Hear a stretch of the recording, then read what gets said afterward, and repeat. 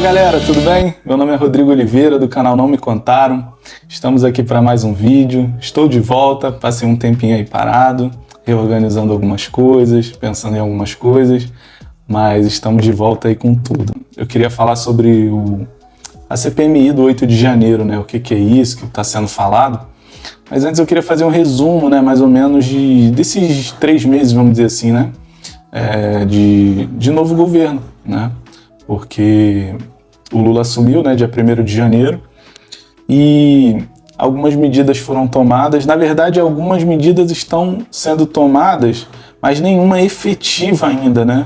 Muita coisa é falada, o que é verdade, o que não é, e a gente vai estar trazendo aí algumas coisas que aconteceram nesses 3 meses, beleza? Então, galera, passando um pouco mais de 100 dias, né, de governo, hoje é dia 17, né? Não sou de matemática, mas botei 107 dias, né, de governo. E eu notei aqui algumas coisas que aconteceram, né, já nesse governo, se é bom ou ruim. Aí fica a critério de você aí, né, dizer o que você acha. Anotei algumas coisas aqui que eu acho bem interessante ser faladas, né? Por exemplo, o aumento do salário mínimo, né, aumentou R$18. Teve esse aumento do salário mínimo. O Lula deu fim ao empréstimo do Bolsa Família, que era um consignado, né? Por exemplo, a família que recebia o Bolsa Família, ele poderia fazer um empréstimo. Acredito que não um valor tão alto, né? Por conta acredito que era baseado ali no valor que era recebido, mas que era uma oportunidade, de repente, de a família, de repente, abrir um negócio, uma pequena empresa, ou, né, sei lá, a pessoa vende doce, vende alguma coisa, e aí ela poderia, né, sair daquele... A ideia do empréstimo consignado do Bolsa Família era o quê? Era aquela família poder pegar um empréstimo para empreender, né? Tem muitas pessoas que trabalham com comidas, com doce, que fazem alguma coisa, e aí aquele dinheiro ajudaria ela a colocar o seu negócio, né? Até para que um dia não precisassem mais ou não dependessem mais do Bolsa Família, né? Eu achava um excelente programa que foi cortado.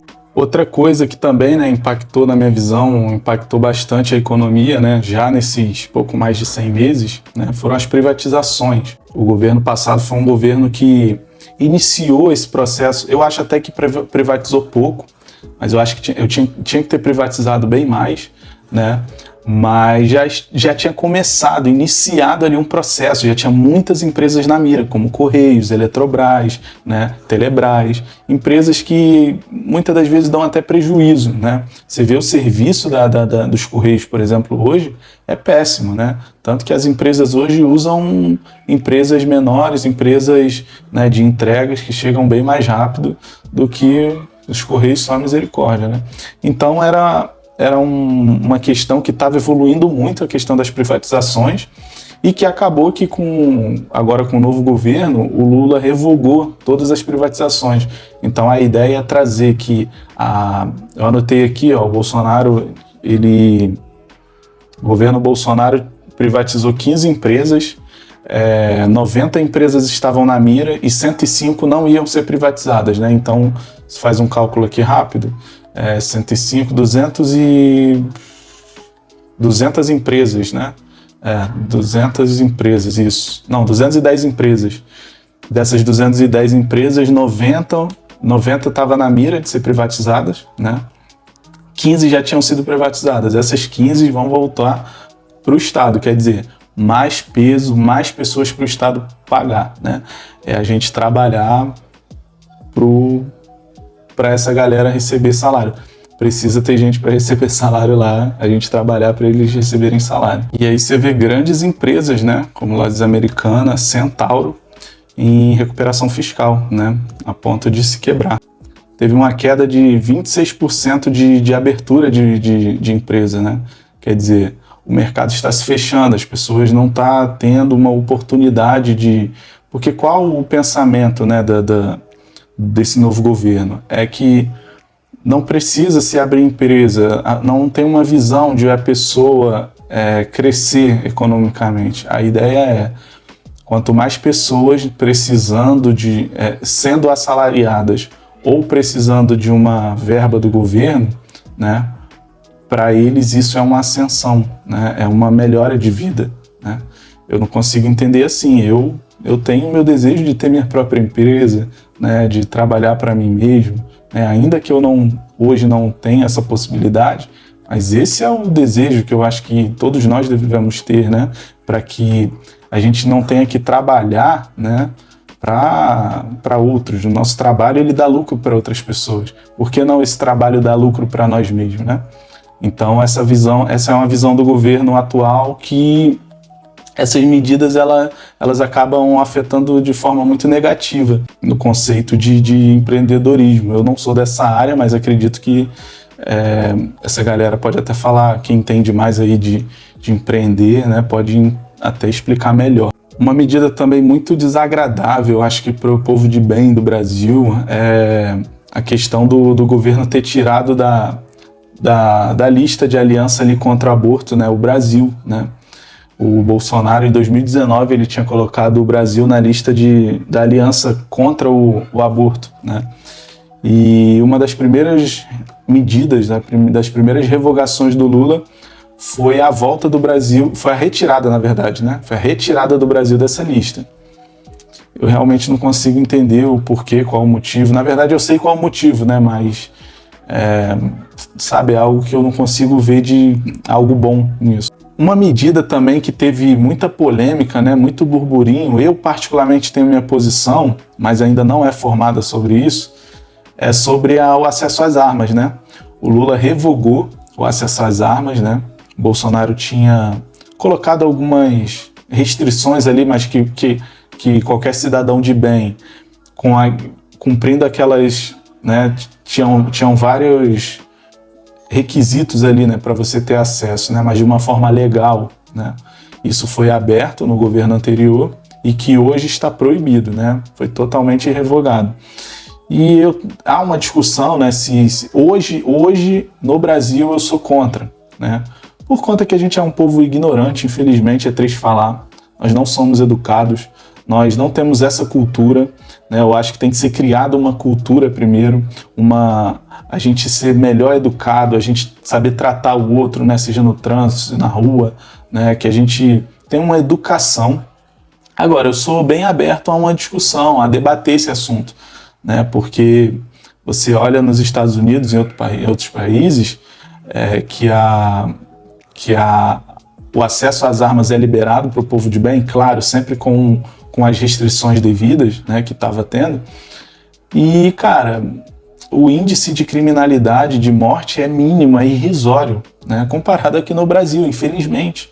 Aqui as pessoas matam de todo jeito, não é por causa da arma em si, é porque o ser humano é ruim, né? O ser humano é ruim e o brasileiro, ele é muito mal educado. Infelizmente, nós somos um povo mal educado.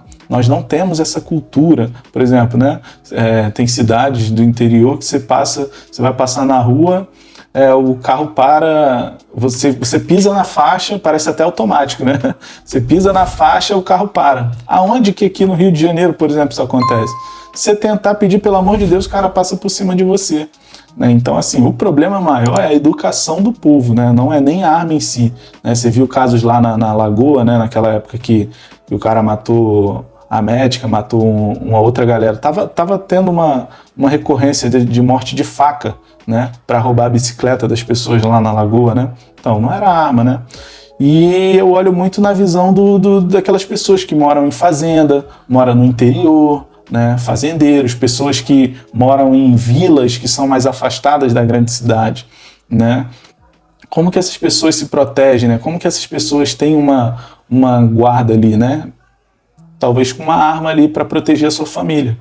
Mas, como eu estou falando, não tem uma posição firmada nisso, mas eu acho que há um diálogo aberto aí para a gente ter. Mas hoje, especialmente, eu ainda sou contra. Na área da transparência, né, o Lula revogou aquele sigilo de 100 anos, né, que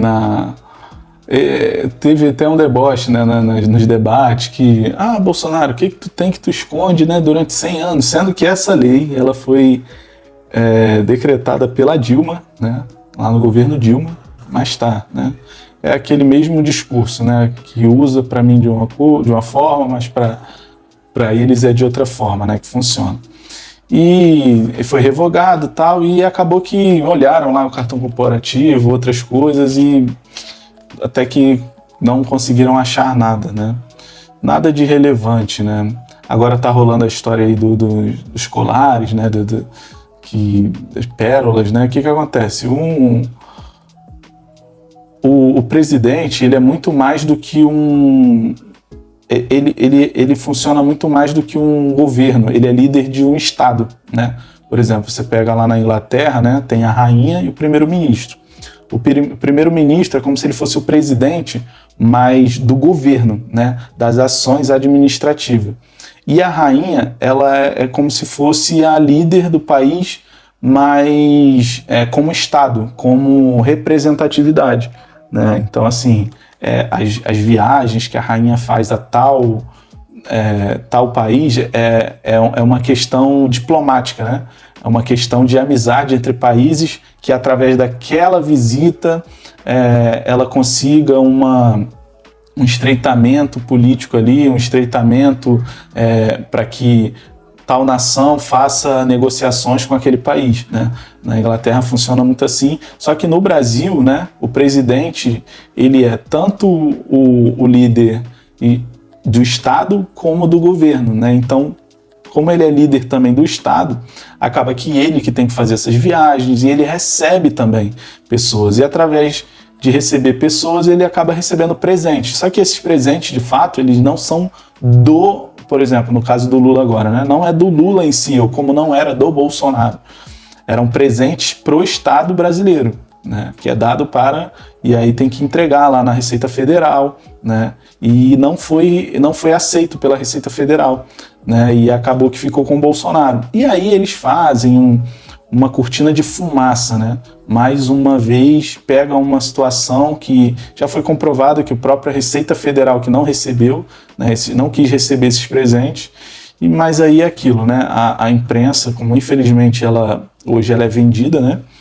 Ela faz uma cortina de fumaça com aquilo e aí faz parecer, tem alguma coisa errada no governo, né? Mas pela primeira vez a gente passou em um governo onde não teve as capas de jornais como local de foto de presidente, né, por corrupção ou por qualquer outra coisa desse sentido. E é isso, galera, esse primeiro vídeo, eu vou dividir esse vídeo em dois para não ficar muito grande. Eu queria falar sobre o 8 de janeiro, né? Aquele caso lá dos manifestantes /vândalos que entraram lá, né, e começaram a quebrar tudo, e a gente precisa fazer um detalhamento melhor das coisas, do que aconteceu de fato ali, né? Será que tinha pessoas por trás daquilo? Ou será que aquele pessoal lá, que estava lá, a avó, a criança, fizeram toda aquela bagunça, né, por elas mesmas? Como é que foi? Tinha gente infiltrada? Não tinha? Né? Então eu quero fazer um resumo, um detalhamento melhor daquele dia para a gente entender de fato o que aconteceu. Então aí eu vou deixar para o próximo vídeo, beleza? Essa questão do dia 8 de janeiro, tá? E para fechar, galera, eu queria deixar uma palavra rápida para você, né? No livro de Gênesis, capítulo 16, vai falar da história de Agar, Sarai e Abrão, né? Deus tinha prometido ali que de Abrão faria uma nação gigantesca, né? E só que Sarai e Abrão já eram idosos. Abrão já tinha ali 90 anos, quase 100 anos, Sarai também. E Agar, serva de Sarai, né, tá ali, e Sarai diz para Abrão para ele se deitar com ela, para que eles tenham um filho, né, que se Sarai não podia ter filho, que pelo menos ela tivesse através da serva, né? E eu lendo essa passagem, né, e me veio muito sobre as nossas decisões, né? Muitas das vezes nós tomamos decisões humanas, né, com soluções humanas para resolver algo que é muito complexo, né? E ali relata logo depois que aconteceu, né, que Agar, ela meio que se revolta ali contra Sarai, a sua patroa, né, a pessoa a qual direcionou para ela ter relação com Abrão, né? É como se ela estivesse desprezando Sarai ali, né? Então você vê que decisões na nossa vida, quando não é tomada com a direção de Deus, muitas das vezes ela vai causar outro problema, né? Então eu queria te deixar essa meditação rápida, que em qualquer situação que você possa passar, pensa, sabe? E ore ao Senhor, busca no Senhor essa direção que você vai tomar, para que uma direção errada uma decisão errada, na verdade, uma decisão humana dos seus conhecimentos. Você pode ser uma pessoa estudada em tal área, em tal situação que você vai fazer, mas a sabedoria, a palavra diz que a sabedoria é o próprio Jesus, né? É o próprio Senhor. Então, pede direcionamento, porque muitas das vezes as nossas decisões humanas, baseadas nos nossos conhecimentos, nossos conceitos humanos, ele pode não só não resolver aquela situação, como gerar outros problemas, né? Então eu queria deixar essa mensagem rápida para te dar uma luz aí, através da palavra do Senhor, beleza? E eu quero te convidar, cara, para você se inscrever aí no canal, tá? Compartilhar com seus amigos, se você acha esse vídeo relevante. Eu quero te pedir essa moral aí, compartilha, dá o like aí, tá? E vamos nessa, que tem muito mais pra gente estar falando sobre tanto área política como área sobre história, né? Que é um tema que eu gosto muito.